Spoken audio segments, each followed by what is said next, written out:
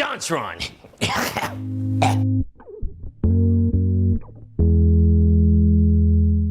Back when I made the History of Game Grumps video, I mentioned that I would make separate videos for John and Aaron. So to make good on my promise, I'll be discussing JonTron's career as a video maker in this episode. John first uploaded to YouTube in 2010. YouTube was very different back then, for better or for worse. So let me set the stage for you and show you what it was like in those days.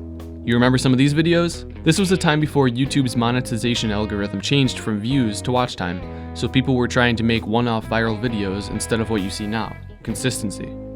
Of course, there were many YouTubers early on that were building channels and networking with other creators to make YouTube a sustainable career instead of a quick cash grab. A bunch of multi-channel networks were popping up, and one of those was the Game Station, which is now owned by Maker Studio and was renamed Polaris. Many of the partners on the Game Station have since stopped making videos, but some have continued on with Polaris or Maker. JonTron was one of the partners on the Game Station that has continued to make his own show after all these years. His comedic game reviews brought him into the spotlight, and there he has stayed. So let's take a look at John's progression as a video maker and internet celebrity. The earliest videos that we can find made by John are flash animations on Newgrounds depicting an anthropomorphic onion. These videos were uploaded in 2005, which is before Egoraptor released his first animation. I thought that was kind of interesting, but it's just a minor detail I thought I'd toss in. He also had a YouTube channel at the time called The Onion King, and the most viewed video that still exists is a Minecraft video with Barry Kramer. Oh no.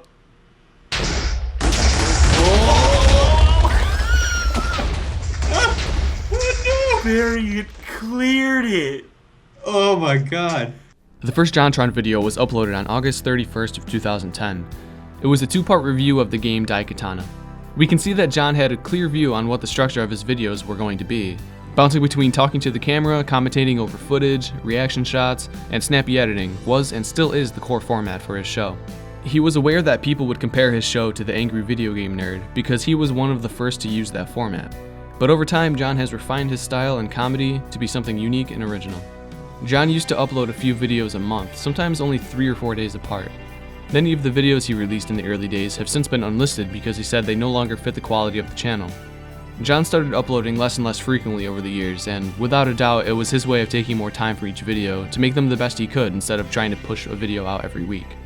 That's probably why he stopped making top 10s and things like that, because they just don't represent the quality of the show. Some of the early videos that are now unlisted are gaming in public, a few of his reviews, update videos, and joke videos like fake reviews and sketches. But the videos that John considers to be up to date with the current standards of his channel are still great to watch to this day, which says a lot about the structure of his videos. He has done well to review both retro and modern games and movies, so he doesn't date his videos too much. If someone just discovered JonTron today, they'll look at his backlog and see how consistent his style has been, and that is crucial for a channel's growth. And fans that have been around since the early days can still find those unlisted videos, so you're not missing out on the classics. John also made a StarCraft channel called JonTron StarCraft and a League of Legends channel called JonTron LOL. Neither of the channels really went anywhere, and he only uploaded a few videos on each. Normal Boots was created by John and Peanut Butter Gamer in 2010 after they made content for ScrewAttack.com. They used the website as a central hub for their content. Over time, they brought new members on board. Finally, after our 1 month and few days of live time, we are finally bringing on a new show. They go by the moniker Cold Morning Productions. Indie Game Searchlight was also affiliated with Normal Boots, but did not return after the site's temporary hiatus. The site took a temporary hiatus in 2012 because YouTube was a better platform for making money. But in 2014, Normal Boots was rebranded and relaunched because of the increase in the copyright infringement bullshit that is plaguing YouTube. The remaining creators on Normal Boots are Did You Know Gaming, Pro Jared, The Completionist, Continue, and Satchbag, as well as John and PPG. The site is affiliated with Screenwave Media, who are also partnered with similar sites like Hidden Block and SleepyCabin.com.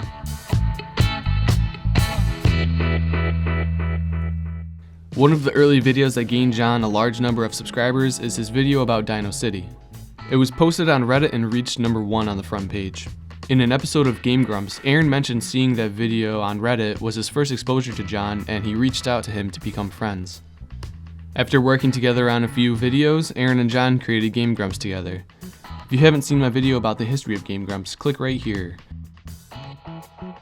After leaving Game Grumps, John went on to make Season 2 of JonTron and really stepped up his production value.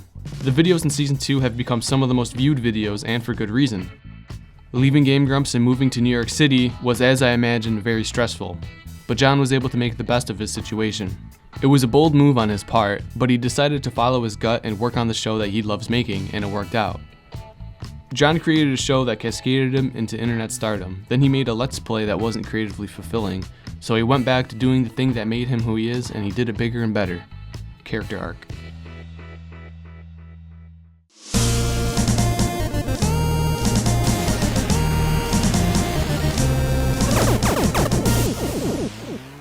John was offered a deal from Disney to make a promotional show for Star Wars: The Force Awakens.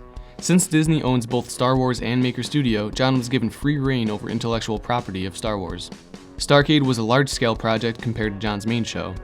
It took many people to produce it, build sets, and as I can imagine, a lot of money was being moved around. The episodes were written by John, Chris O'Neill, and Zach Hadel. During a live stream with Zach and John, it was hinted at that the show was supposed to last much longer, but because of some internal conflict, it had to be shortened. Zach and Chris would go on to write more episodes of JonTron's show later on. Starcade was successful in most people's opinions, and it certainly did what it was supposed to do, generate hype for Star Wars. It was revealed in the last episode that Darth Vader was played by Aaron, and this was the first time John and Aaron were together on camera since John left Game Grumps, aside from a few pictures at conventions. It was a very beautiful moment for a small niche on the internet, and it closed the lid on Conspiracy Grumps. Nothing more needs to be said about that. John has appeared on dozens upon dozens of YouTube channels as a guest, and he has also done some voice work for video games. After becoming friends with Grant Kirkhope, he got a voice role in A Hat in Time as well as Yooka-Laylee. You know, we rarely see strangers around these parts. We're a bit of a close community, if you catch my drift. He also has classical training as a singer and occasionally sings in his videos.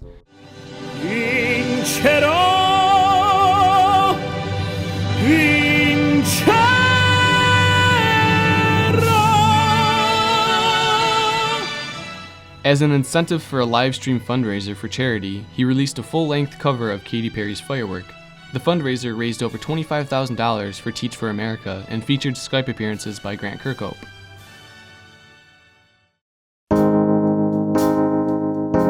John continues to increase its production value as the show goes on. We are currently in Season 3 of JonTron, and he now uses a full production set as his workspace. In the descriptions of his videos, he credits an entire crew dedicated to making the show. It's pretty incredible to see how far the show has come in just a few years. JonTron is one of the YouTubers who has been able to continue making his show through all of the changes that have happened over time on YouTube. John has been able to adapt over time because the show has a strong format that doesn't need structural change to stay relevant. He has refined his show without drastically changing what it is at its core. What I mean by that is that he has somewhat of a timeless show. The only changes that he makes are in production value, but the show itself doesn't change. He also has the ability to make friends and work with other great content creators. But I think the most obvious effect John has had on the internet is his influence on his fans. Many people attribute John as one of their biggest influences in becoming a video maker. There's a subreddit called Normal Boots United where people post videos that they make that are usually heavily inspired by John and the Normal Boots crew for critique and networking. I'll leave a link below if that sounds like something that you'd be interested in using. So that's it for this video. I hope I covered this thoroughly enough to give you a better understanding of John's career on YouTube. If you're new to the channel and want to learn more about the creators that make the community what it is, then stick around. For returning viewers, I'm sorry about the re-uploads. I just had some content ID issues on them and took out the copyrighted parts. These videos are clearly and undeniably fair use, but I don't have a big enough platform to fight it, so why bother?